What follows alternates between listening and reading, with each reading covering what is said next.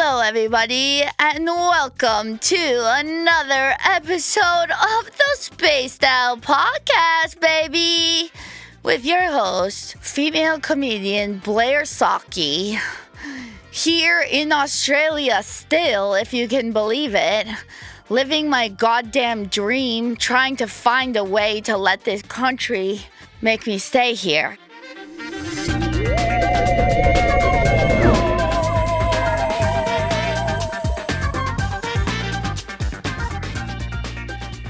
As you can imagine, my voice might sound a little bit different today. And that's because, the first several days I was here, I was working like a dog trying to create this wonderful podcast, source of entertainment, maybe joy, reflection, philosophy for all of you. So I wasn't out there. I wasn't outside drinking and partying. But the last 3 days, towards the end of this trip, your bitch tied one on, honey. And man, can the people of Australia drink. Holy. So I'm here doing my best, trying to put coherent sentences together. Usually, as you guys all know, my mind works pretty quickly. I'm a kind of a quick cat, if I could say so, about myself. And I have been experiencing the last 3 days sort of a 51st dates type of memory.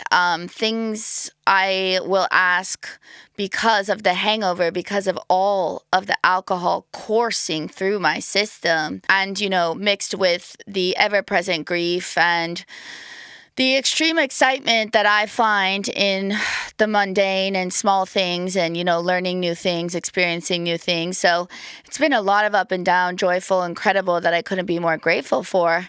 But I have been asking the same question over and over like a dementia patient the last few days because of all the alcohol and hangover that I'm not used to. Because in the States, I usually drink like once a week, and even then, it's really only 1 to 2 drinks, maybe 3 on some sort of wild off-the-handle night over many hours.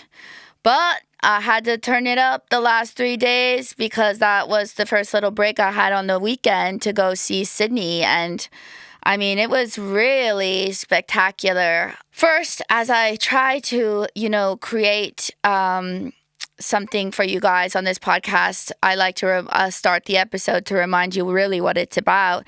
It's about pop culture, womanhood, mental health, and a little bit of aliens.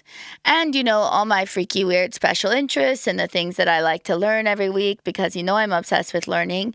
My process of getting through grief and, learning what life is after suffering maybe the most horrific tragedy, losing this man that I love, my brother, so much, and how me and my family are picking up the pieces and going forward. For me, it's been touring, it's been creating projects, it's been unexpected international travel that's really helped me, Croatia and now Australia. And I just have to say, the people that I have met here are some of the most incredible human beings. But now this podcast, as I said before, is something I'm just so passionate about right now. And I want to connect with people in a different way.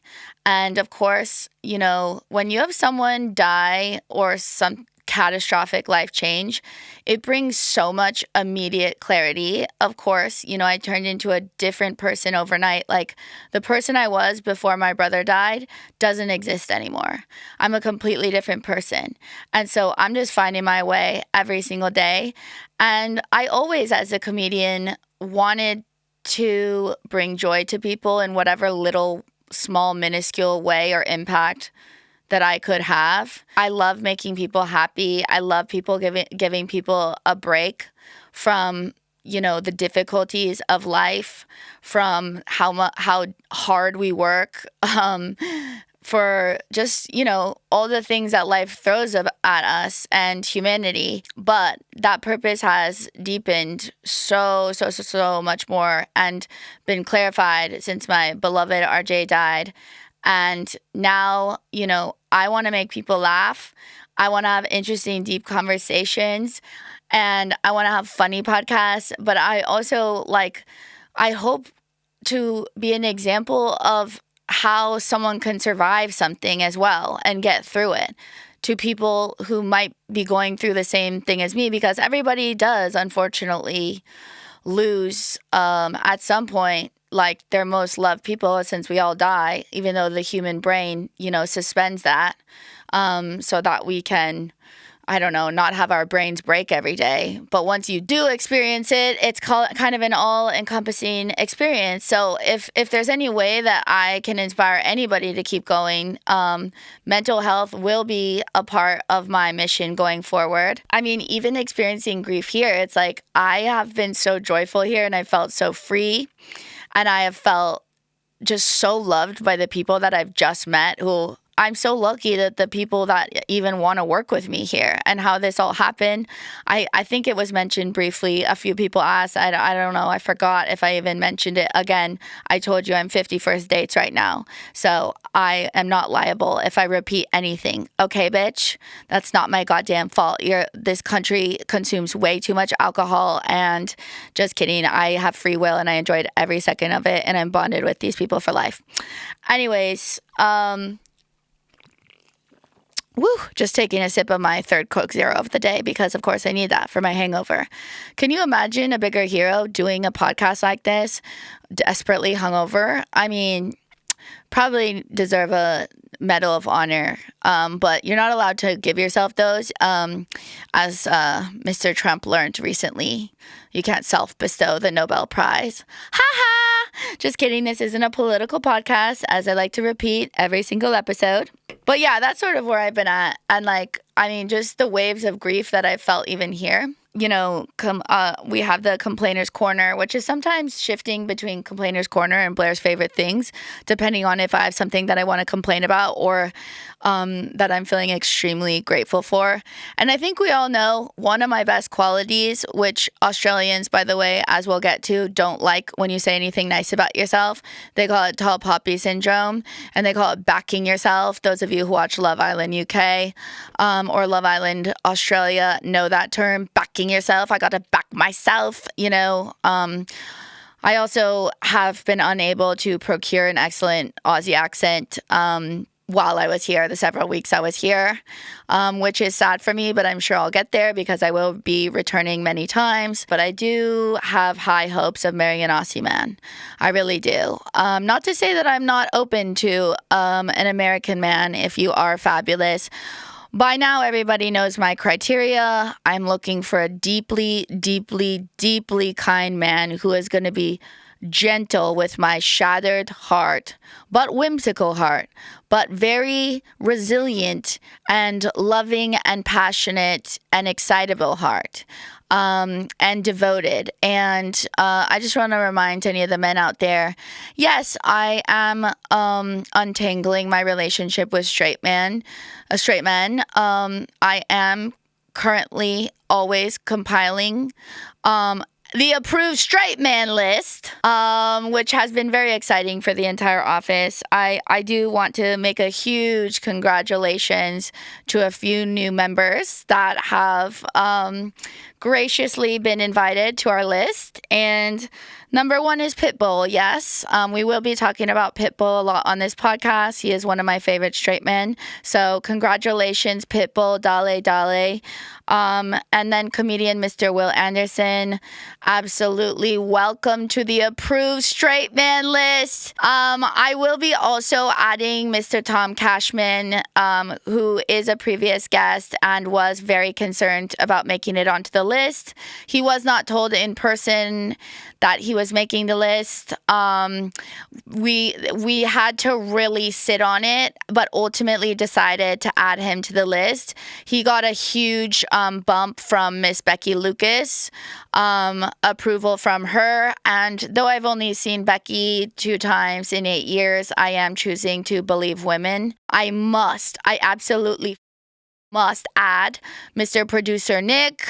Congratulations to all of our new additions to the approved straight man list. Added to official approved. And I think I'm proud of myself and all of us for really really, really attempting to add straight men to the list and welcome them into our lives. And we will be posting that list as it develops weekly, so that you guys can enjoy the names being added and even submit people that you feel might be missed or that you feel could be honored on the approved straight man list. Thank you very much. That has been this segment of the podcast. Again, this is the Australia episode, and this trip has been extremely impactful in my life and in the space of what this year has been for me, getting to leave the country. Each time that I've gone, the first was Croatia and now here, both were for quite a bit of time. And yeah, my nervous system settled immediately when I got to leave the country. It just I got to feel free. And that's not shitting on our country, although we are in a bad spot right now politically, and what I think is going on, I'm not pleased with it. Again, I won't get into it because I want this podcast to be a nice break from the 24-hour hell news cycle that is American news and social media that we are trapped in and addicted to on our screens. But yeah, I've loved Australia with all my heart. And the way that this arose for me getting to do a podcast with an Aussie company, and that it just was more economical for me to come here and do all of the startup stuff, record the first batch of episodes before I start recording in LA, meet all these people, how excellent the company is, and how nice and hardworking and talented all the people are here that I just want to be best friends with, whether they want that with me or not. I feel I will force my friendship on them, and I am actively trying to make a coup to get back here as soon as possible. Last night we had our little going away company party night, which was so sweet that these people here on a Monday night took their Monday night to go hang out with me and have a bunch of drinks and stuff. I don't know, maybe they didn't want to be hungover today, but they did it for me, and they were so sweet. And I couldn't be more grateful. Couldn't be more grateful for this trip, for this country, for these people, for the love here, for the fun I've had, for the people I've gotten to meet, which I'm so excited. I don't know the order of which these are going to come out, but you're going to meet a lot of them. And that's really exciting for me. And then, it's going to be a big, long break from Aussie comedians, and you'll get to hear a lot of American comedians, celebrities, experts. I can't wait to have experts on for all my special interests.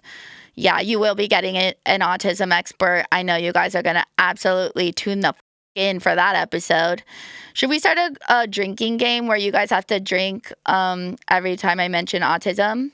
You'll be plastered. On to the Australia episode. This is the Australia episode because there's so much to talk about. And a lot of my friends have been threatening me that I must come home because I keep telling them that I'm never coming home. And now I want to talk about, some of the things that I noticed here.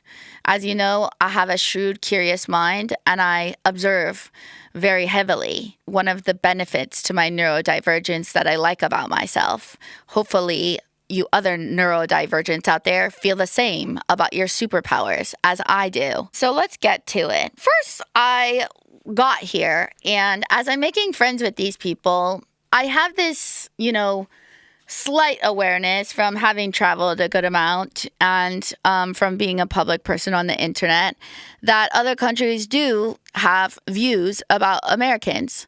And, I'm insatiably curious. So I was asking everyone, since the second I got here, what they think about Americans, what the differences are, what they like about Americans, what they don't like about Americans. And it was also interesting because I only really get to hear in America, what they tell us. So I like to get firsthand Scotland Yard, Sherlock Holmes, Diane Sawyer, except for when she was to Britney Spears. I won't forget that. A lot of friends from home have been asking me if I have been saying the word. I don't use that word, really. I don't really have anything against it. They love it here, which I love for them because, it's just not taking too seriously. But for me, it sounds a little extreme, and I'm a really gentle gal, even though I love saying. Anyways, when I asked the Aussies about what they think about American culture, they said like they really love a lot of our music and movie industry and television. Like they don't have that as much here. They aren't able to produce as much here in the way that we are, and like how long-standing that business is. So they do like a lot of our movies and our music and stuff like that, which I thought was cool, especially since that is the industry I am in. If anyone would ever hire me to be in their movie. Just kidding. I just shot one recently. It was really cool.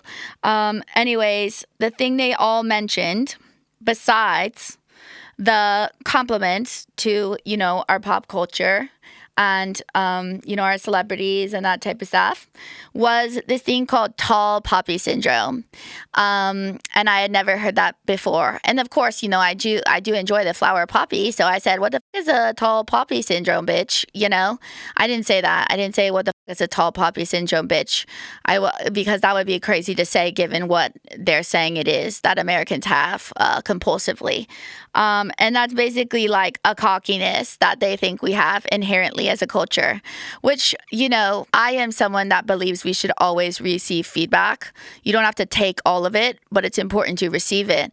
And I think that makes complete sense. I would say that we are like a cocky nation, especially like the way our government presents itself and, moves around on this planet. And I don't really mind that. I think I had to really spend many, many years and therapy throughout my comedy career, like remedying low self-esteem and removing my personal worth and feelings about how I feel about myself from my output and achievements. That's just something as a extremely dedicated athlete growing up and academic and just high achieving person, that when I got into an industry where I have no control over the outcome, no matter how hard I try, of course you need talent and you need extreme work ethic and you need to keep showing up.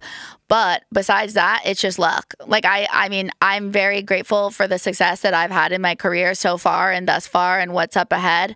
I have so much to be grateful for, and I'm luckier than a lot of people, but it's all luck. And so I had to learn how to really, really improve my self-esteem and how to love myself and how to self-determine how I feel about myself, because for my whole life, most of it was determined by external sources, and that's so up and down. No matter anyone can feel like about themselves so easily. So I thought it was so interesting that they see us as that, and they have many reasons to believe that we are cocky, but I do believe it is a happy medium between ruthless self-deprecation, because I've also been on that side of the pendulum for many years as well, to being cocky. And I don't want to be cocky because that's annoying. And also I believe there's an element of inauthenticity to cockiness, like Trump, he just said, even if he knows for real, it's not true. Oops, sorry, I accidentally said something political. But I believe in being confident. And there's nothing wrong with being confident. And actually, I think it's really attractive if it is authentic and it's not in a place of coming from being better than other people. It's just knowing who you are in a deep way and that you came from God. And again, when I say God, I just mean the creative, loving universe, not a religious God. I am not religious. I'm not a part of any religion. Anyways, I just have to keep reminding that because I know the word God sometimes freaks people out, but to me, it's just whatever your higher power is. That's what God is to me. But I thought that was really cool. They talk about backing yourself, that Americans really back themselves and they find that off-putting. And I think that's interesting. And that we're raised to think we are the epicenter of the world, which I think is completely true. We have way less knowledge about the rest of the world than they have about us. And like they know way more about our politics than we know about everyone else's politics. So I thought that was interesting. And like everyone was really nice. No one said like they hate Americans or anything like that, like they do in some other countries, which is fair too. You know, like there's people in our country who hate other countries, whatever. But I was just really interested in learning their perceptions of our culture. I have to say the food here is amazing. And again, I love food. I say that every episode, but and I was raised in a very food family that are incredible. Both my parents are incredible chefs. And when we were growing up, even though like we did grow up well off, my parents worked really hard. It was not a materialistic household. The way that my parents believed spending money was valuable was on experiences. And so a lot of times that was food. And so I've come to associate love with food. Cooking for people to me is an expression of love. Sharing a meal, going to restaurants is so exciting for me to this day and will be till the day I die. But the food here is incredible. It really is. Like, I mean, they have so many interesting flavors. There's so many different combinations of cultures. It's such a multicultural place. I got to try just incredible food, Japanese fusion, pasta, seafood, oysters, Greek food. This place called Olympus last night that we went to, that was definitely a part of me getting extremely hungover. I love Greek food, but this was like another world of Greek food that I've never had. By the way, I'm obsessed with Greek halloumi. Shout out Stavros Halkias, who was the first person who ever showed me grilled halloumi in Astoria, New York. Oh no, Astoria, Queens, many years ago when we first started comedy. Love him. Every time I have a halloumi, I text him a picture. But yeah, Olympus, really good. We went to this martini bar that was just a martini bar, but then they have this incredible popcorn that has MSG in it. So it just makes you want to eat it because of the MSG. It's so good, the MSG, because nobody lets you have MSG anymore, you know? Okay, other differences. They said have a boogie. That's what they call like have a dance. Antra was saying that to me, and like I said what 5 times because I didn't get what she was saying. A boogie, you know, like I was like, do I have a booger? Like what is she saying? And then I figured out it was a dance. I like that. I think I might be adopting that. Even though apparently you're not allowed to culturally appropriate in modern day times. So I don't know if I'm allowed to say a boogie, even though I have been told by many that I am America's closest version to, you know, an Aussie with my surf nature. When I went to New York a week before Australia, they said that I even though I'd been gone from New York for 8 years, that every time I come back, it still seems like I have just like a vague saltwater vibe to me at all times, which I found to be a compliment. But all my New York friends like constantly just really see me as a surfer. And I reiterate over and over, like, I never surf. I haven't surfed in years. I could barely get up. I surfed as a kid growing up. That was like the last time. I actually really wanted to take a surf lesson here at Bondi Beach and meet like a hot surf dude. Even though it would have probably been embarrassing how much I sucked, but I could have used that to my advantage, like being like, oh, daddy, teach me, baby. You know, that type of thing. That would have worked really well. So that is a plan if I'm still single when I come back here. And I know that it would have made my family really excited because they're always trying to get me to get my ass out there on a board. And RJ would have been so thrilled and proud. So I really wanted to do that for him. But then, of course, the hangover got in the way and it was cloudy and rainy. So I was saved by the rain, honey. Okay, after a boogie, there's a tosser, which I really like also. Like, oh, he's a tosser. It like means like douchebag. And of course, this would sound better if I did have an Aussie accent down, and that I wasn't also sort of losing my voice from the millions of martinis. But I just really like the name Tosser. It's cool. I think I'm going to have to bring that one back to the States. But feel free to comment if you're upset about me taking your Aussie term, borrowing it, or sharing it. I don't know. You're allowed to comment that. I am open to your feedback, unless it's something rude about my looks or voice or anything else. Okay? But the other types of feedback that are rational feedback and not internet troll feedback are welcome. Okay, sorry for the brief interruption. I have had, for health reasons, to remove my space out signature alien glasses for my regular daytime Blair glasses. So you're getting a little peek inside who I am in my day-to-day life. And you know what? That's your business. But I did say I want to connect with you, get to know you, get close with you as we build this space out community. So maybe that's part of it. Pulling the veil down. Is that what it's called? Revealing the inside of the onion. That's not it. That's not the saying. Whatever. Anyways, next we have bin chicken. Real name Ibis. Ibis. It's what I was shocked to learn because when I first got here, it's a pretty large white bird with a long, creepy black beak that looks like it is out of a Harry Potter or a fantasy movie, And I thought, of course, me, whimsical, hopeful, idealistic me, that it was an extremely exotic bird. I stopped everything I was doing. I think I was on the phone. I hung up on the person. I think it was my mom. Sorry, Mom, love you. And I said, oh my God, you wouldn't believe this bird. I gotta go. And I had to get a picture. I got a video and I was so excited. I thought I was seeing a once-in-a-lifetime cosmic thing, maybe from RJ. RJ's nickname was Bird, so of course we're always looking for him in birds. And I thought I was being bestowed this miracle that I was seeing this once-in-a-lifetime, very rare bird. Turns out they call them bin chicken here, and they hang around the trash, eat the trash, and are extremely prevalent.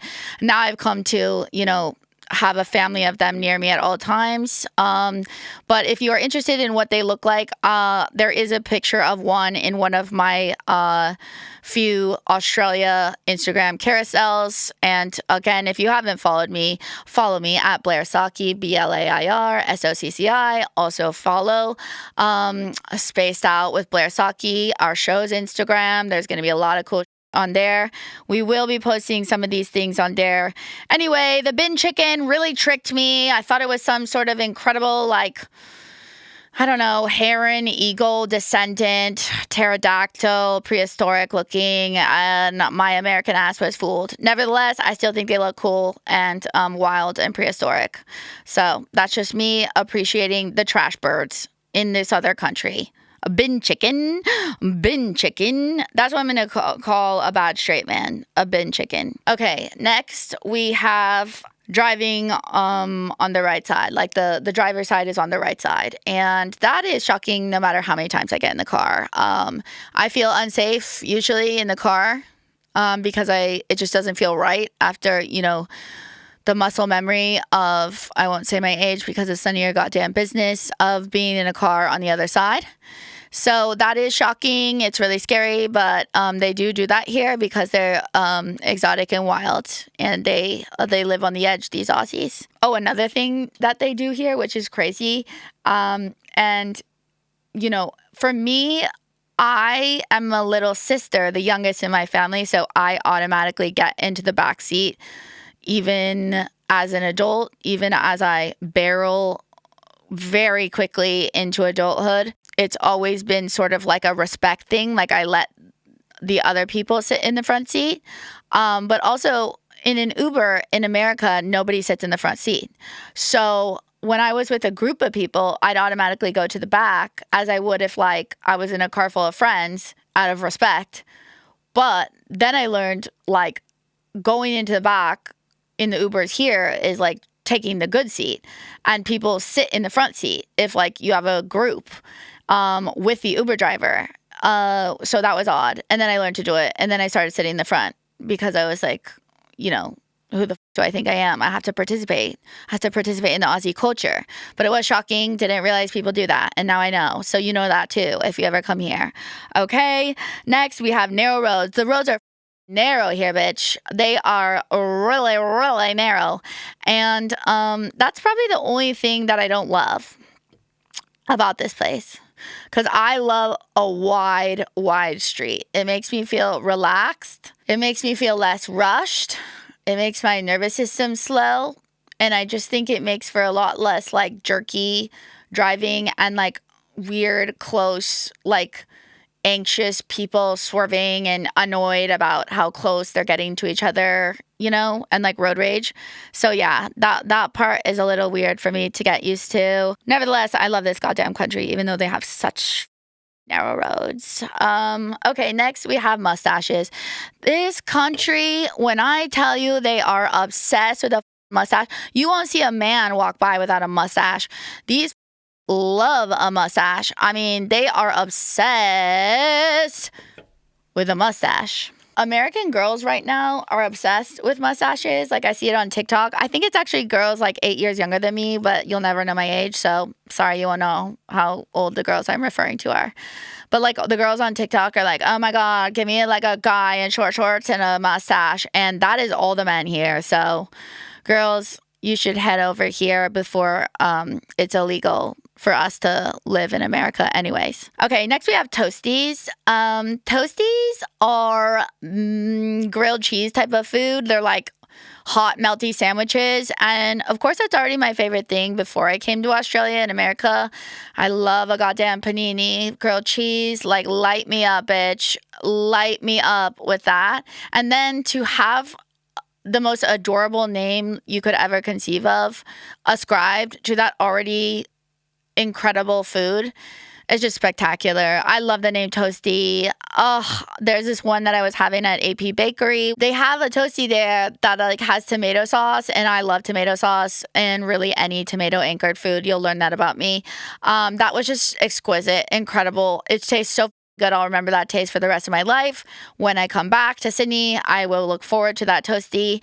I had Toasties at this other like Saturday market called Carriage something that's in like this big old, I don't know, it looks like a former like train station place that's like giant and hollowed out, beautiful brick old building with all like all of the little stands of people selling their wares, like a farmer's market. And exquisite toasty with pickled onions, incredible flavors. I think there was even fennel in it. I like pickled anything. I like a strong flavor. You guys know that. I will never shy away from a strong flavor. I often say I hate when men don't like blue cheese. I think it says a lot about them. I hate these motherfuckers that say these blue cheese is gross, guys. It's like, how are you going to eat pussy if you don't eat blue cheese? You know what I mean? Grow the fuck up. Sorry, Mom. If you're listening, skip that part. You're not going to like that. I'm sorry about that. Another thing is that they are stunned by how early I go to bed. Like, they can't even believe it. And yes, I do have chronic fatigue. Again, drink every time I say chronic fatigue. And that I love to go to bed early. That's a game for this podcast. But the jet lag is insane, on top of an already sleepy bitch like me. And then, I've been working all day long, like trying so hard to make these really good podcasts for you guys. So by the time it's nighttime, I just want to go to bed. But as I said before, I really tied one on the last 3 nights, so you'll be proud. Love you. Okay, after toasties, we're on to tipping. Tipping, very confusing for me. Because, in America, it's we are in an economic recession that is more devastating every day. The farmers, the cost of living is so high, only getting higher. Inflation is up by, I don't know, I think 26% since 2020. Don't quote me on that quote. I am hungover. I forget. But it is very high, and I think that could be correct. And, the jobs and what everyone's making of the middle class is not enough to afford housing and food and all that. So every time that I go anywhere in America, barista, service job, because I have worked a service job. I've had every job under the sun in my first half of my comedy career before I started doing it full time. I had every job that there is. I'm not even kidding. Every single industry. But as anyone who's worked in the service industry says, like, everyone should be required to work in the service industry so that they know what it's like and what people are like and learn how to treat people and what's respectful. But no one can make, like, those people in America at those jobs, those service jobs, are not making enough money to cover basic rent or like living. And so I always feel, even though I at this current moment do not make a lot of money, I'm okay being transparent about that. people say, well, oh, well, you look rich. And I'm like, well, that's because I have a spending problem and I love fashion and clothes. And thank you also for that comment. I appreciate that. We will have many episodes about skincare going forward. So I will educate you on what I know there. That was a tangent. And as you know, I love a tangent, neurodivergent queen, but the tipping. So in America, even though I don't have that much money, I am a struggling artist, and you think like, oh, she has a lot of followers, she has all this, she gets on TV, all this stuff. I don't make a lot of money. I don't. And I have a shopping problem. So there's not a lot in the bank. But I feel every time that there is a tipping scenario that I must over tip because these people do not make a living wage and they cannot afford life. So I'm used to tipping so much, and I have had to have my Aussie friends literally like put their hand out to make me stop from tipping because they're like, no, these people make incredible money. We were at the carriage. What's it called? Producer Nick, producer Rosh? Carriage Works. Carriage Works. And by the way, I have tried to encourage them to con them to talk more on this podcast because I want them to talk more and to interject. So we'll see how I can manipulate them into doing that. But Carriage Works, when we were at the famous, incredible, gorgeous farmer's market, which I did take many pictures and buy gifts for my family. See the oysters, the butter, the Pepe butter, that, oh my God, best butter of my entire life. It tastes like spreadable cheese. It's so good here. What's the full name of Pepe? Pepe Sayer? If you guys come to Australia, you got to try that butter. I swear to God, I wish I could take it home with me. It tastes like spreadable cheese, which is one of my favorite things in the world. It is the most exquisite butter I've ever had in my life. I'm going like, oh my God, I want to buy some. These people, they wake up at 4 a.m. and, they work so hard for this and to sell their wares. And they're like, Blair, these people make incredible money. So do not have like your extreme oversensitive feeling way too much connection to everyone around you, people that you've never even met, feeling like you have to spend all your money at these people's stands because they probably make more money than you. And I was so shocked by that. Like, that was such a hard concept for me to grasp. Like, it's still shocking for me to grasp. Like, and those people work hard and they're selling incredible, beautiful things that are like so unique and just like wonderful, fresh, gorgeous food and, ceramics and salts and perfumes and bread and vegetables and coffee, everything just exquisite, flowers. But it was just such a different perspective from when I'm in America. And I'm trying to, everywhere I go, like contribute as much as I can to like helping people that seemingly seem to be struggling everywhere because they don't have like a wage that's livable. Anyways, that was tipping. But I did get a Thai massage here. If I haven't mentioned it on an episode yet, I am obsessed with Thai massage. I like when these tiny Thai women absolutely beat the living out of me. To me, I feel incredible, cleansed, renewed, and I don't like the massage unless I leave feeling like I just got jumped by a bunch of teenagers. Anyways, I went to this Thai massage and this very slender man. I haven't had a male masseuse in a long time, but I don't mind. Like, I was much bigger than him, so I knew I could take him if it went down.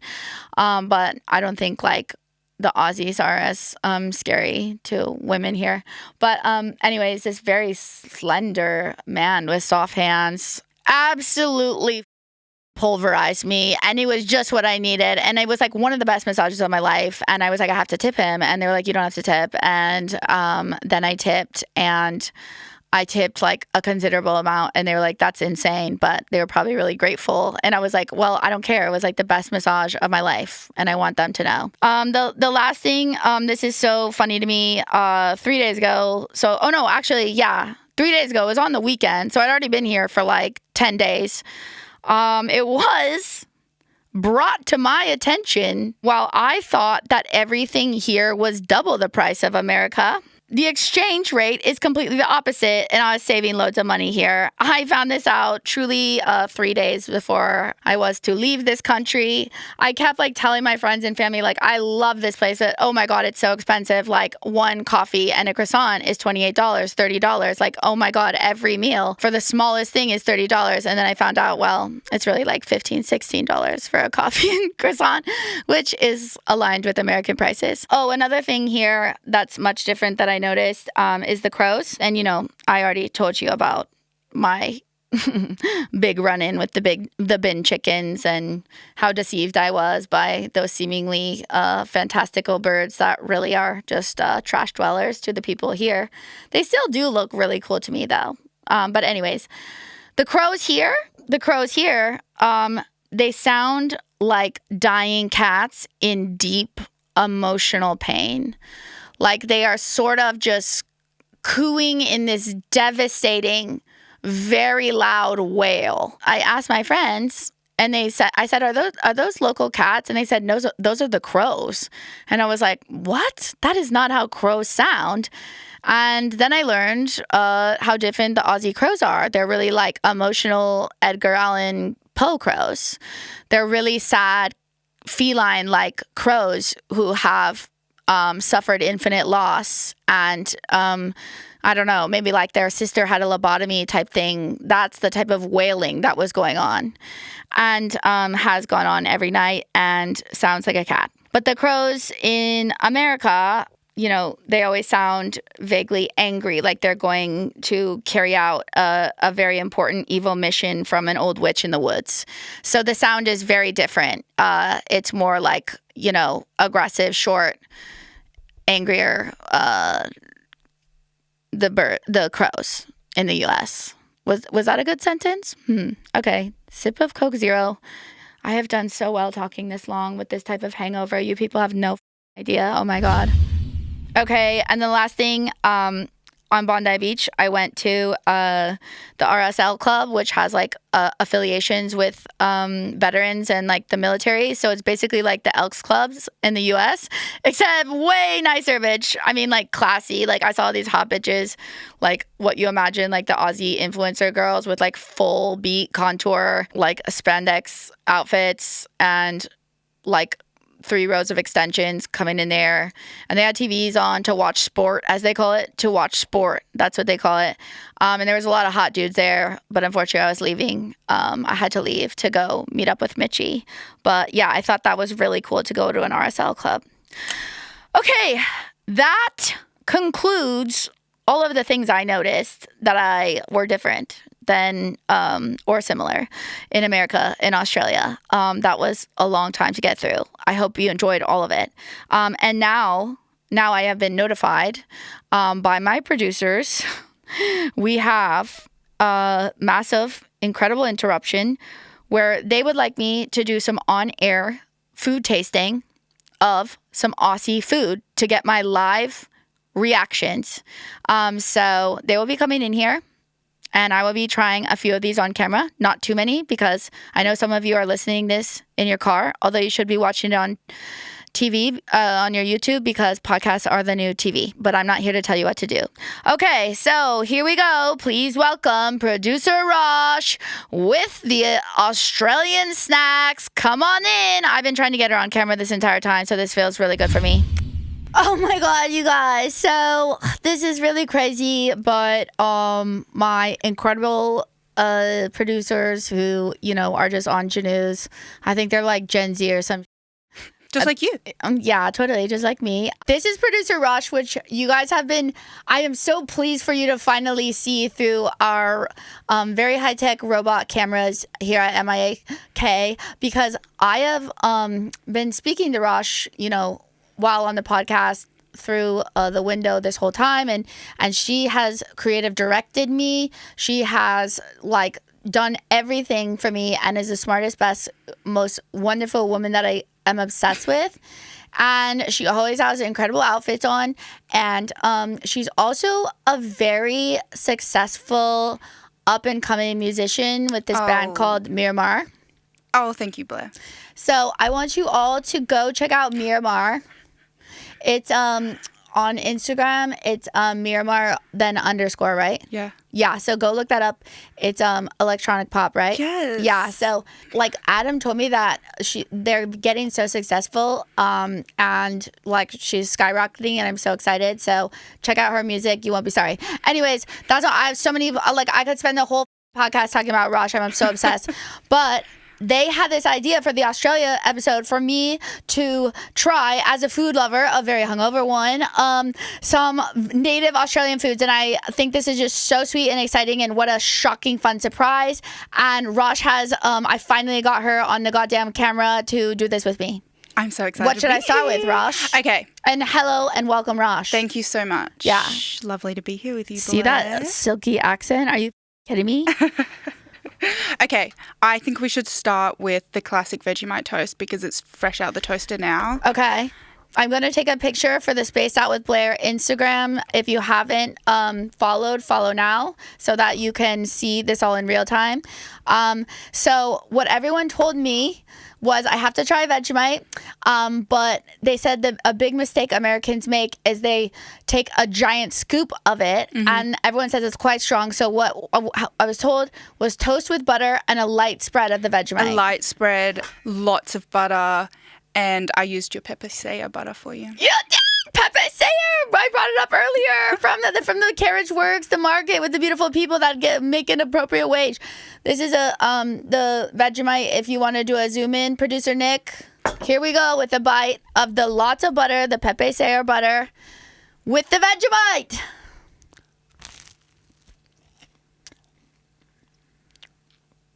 Do you think you could eat that for breakfast? I absolutely could eat it for breakfast. Yeah. This is really good. It is good, hey. Okay, so this is my official review of the Vegemite toast. Obsessed. I could easily eat this. Anyone who told me that I wouldn't like it and that it was disgusting is completely wrong. Doesn't have my best interest and wanted to lead me astray, and also doesn't love me enough to know and be familiar with my flavor palette. Here's the thing about me, listeners, Blair Bears all around the world. I love extreme flavors. I wouldn't even call this extreme. I call it exquisite. I can't wait to eat it again. What are you giving it out of 10? A 10. Maybe a 9. Nothing less than a 9. But also, like, I don't know what it would be like without the butter. Like You wouldn't ever have it without the butter. Okay, so you don't. So the butter and the Vegemite have to go together. Yeah, hand in hand. Rosh, what is next? So what we're looking at is called fairy bread, and it is white bread. It's always got to be cheap white bread, soft, with butter, again, Pepe Sayer, and sprinkles on top. Hundreds and thousands? What do you call them? Sprinkles. Sprinkles. You Yeah. call them hundreds and thousands? We call them hundreds and thousands. Why? I guess because there's hundreds and thousands of them in a packet. Well, I mean, yes, I could use a contextual clue to guess that. But it just seemed like a very long title. I know, sprinkles is shorter. Sprinkles is also more whimsical. Yeah. But this fairy bread looks so cute. Yeah, immediately my eyes were drawn to it. It's like gorgeous rainbow sprinkle bread, and it just looks adorable. And I see how the little Aussie children would love it. And now here I go with a bite. I feel like this is going to be, I don't know, like... Take the plate because it'll be a little messy. Oh, okay. She's so right all the time. She's so right. And I all think the you'll time. like this one because it's like not too sweet. But I like fun shit, and it's just like looks so visually appetizing. This looks like what you would see on Instagram. Like this looks like an influencer food. Yeah, a little bit. I prefer that one. Mm-hmm. But this one's so beautiful and just makes me think of fairies. Yeah. And like rainbows. Let's go twisties. Twisties? Mm-hmm. Okay, twisties. They look like a little potato chip bag like we have in America, but they're called twisties, which I love the name. So cute. I think they're maybe similar in texture to a Cheeto. They look exactly like Cheetos. And anyone who knows me knows I am obsessed with Cheetos. I'm a lifelong Cheeto girl, and I am just now finding out that there is a Cheeto sibling in Australia called the Twisty. They're a softer orange than the ones we have in America. I don't know, because you probably have like more astute color. I reckon we have more regulations around color dyes. Regulations, like everything. Here is the Aussie Twisty version of the Cheeto. Love. Much lighter flavor though. Is it? The flavor is way less intense. I've only ever had a flaming hot Cheeto. And didn't that wow your sauce Yeah. off? Yeah, it did. Yeah, I mean, that's So it. are plain normal Cheetos like these? No, that's still like a way more muted flavor than a regular Cheeto. Yeah. I have already had a caramello When koala. did Mitch give it to you? Adam and Antra put them in my apartment. Oh, bless. And the times that I was drunk, I ate them. Okay. And enjoyed. Okay, these are shapes, which I like the name. Mm-hmm. Pizza flavor immediately went for that because I'm like a pizza freak. Mm-hmm. And for the listeners, they're like a flavored savory cracker. Okay, here we go with the shapes, the pizza flavored shape. Obsessed. Ah! No, this is really good. Okay, then you have to try the barbecue flavor. Okay, this is the barbecue shapes. It's going to be really hard to top the pizza one because I really connected deeply with the pizza shapes. Yeah.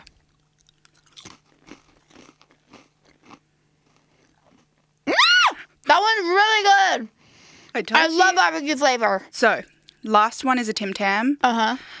Iconic Australian chocolate biscuit coated in milk chocolate. Oh, I should have got you the dark chocolate one. But how would you know? Also, I know. are cookies called biscuits here? Yeah, biscuits. Only cookies are That's like chocolate so chip cute. cookies. I love that cookies are called biscuits. Yeah. Okay, I do have the Tim Tam in my hand, and my fourth Coke Zero of the day in my right hand before we conclude this episode. And I just want to thank you, Rosh, for going to get all this stuff. That was so sweet of you. Okay, here we go. Oh, that's really good. You know what? It has chocolate wafer inside. And that was unexpected and really good. And I can't believe they make it in a dark chocolate version because I actually really like this version. So I'd go absolutely berserk for the dark chocolate version. Okay, well, I really enjoyed this Aussie sampling and all of the food that I have had here. And so lastly, Rosh, as you know, we have to end with Galactic Gossip. Let's do it. Galactic Gossip. Rosh, what do you think about aliens? I think they have to exist. Uh-huh. We cannot be the only things that exist in all the universe. So you're like really open, but you don't have concrete ideas like what they look like, where they are, or anything like that. No. Anyways, here's the Galactic Gossip. Our aliens. This is the portion, as I told you in the beginning of the podcast, a little bit of aliens part. Today's Galactic Gossip is Florence, Italy. It takes us to Florence, Italy in 1954. On November 27th, 1954, a soccer game is interrupted in Florence, Italy. Great place. When a group of high-speed, cigar-shaped UFOs... This is the second time we've had cigar-shaped UFO. So there must be a pattern here because it's coming up. Pause and hover above the Stadio Artemio Franchi. I don't know what that is, but it sounds like the name of the soccer stadium, which I'm using through contextual clues, which is extremely difficult with all of the alcohol coursing through my feeble brain. The crowd was said to fall silent at the sight. The UFO sighting was witnessed by 10,000 people who were attending a football game. So that is really odd. I've never heard of that. 10,000 people witnessed it? Yeah. In 1954. Yeah. I guess they didn't have the internet then, so no one really brings it up, huh? Yeah. People seem to forget history very easily. Mm-hmm. Before Rosh goes, there are, I do talk extensively about my very curated and odd and peculiar and wide spectrum of a TikTok algorithm. And she likes to remind me every episode about one genre of accounts that I am not allowed to bring up. Mm-hmm. And so just hold that in your heart, knowing that I'm holding that back from you every single episode. And it's something I'm very passionate about, but, too tricky. Okay. Rosh, I just want to thank you so much for everything that you do, for coming on the podcast, for going and get all of this Aussie foods for me, for introducing me to so much, for teaching me about your culture, for being my queen, even though you're like truly 1 million years younger than me, which doesn't seem fair to me personally or right or just. You have changed my life and you have helped me in every way and continue to teach me. And I love you and I'm going to miss you so much. And so I have to move here. Love you, Blair. If you enjoyed this, we are trying to build this. We want this to take off. I'm so passionate about it. Please like, subscribe, rate, and review, but only positive reviews, bitch. Take your ones out somewhere else. with the bin chickens. Okay, bitch? Share the videos. Share the link to the YouTube. Tell your friends about it. Your family, your grandma. Maybe your grandma would like it before she dies. And so follow Spaced Out Podcast with Blair Socci on Instagram, TikTok, YouTube. Follow me at Blair Socci, BLAIRSOCCI. I post all my tour dates. I'll be posting this podcast. And we are building an army of Blair Bears. Okay? I love you all. I can't thank you enough for the love and support and getting me through this year and building this new project that I'm so passionate about. And I love connecting with you all. So thank you. I love you from the bottom of my heart. May God bless, and may God bless Tim Tams. Bye.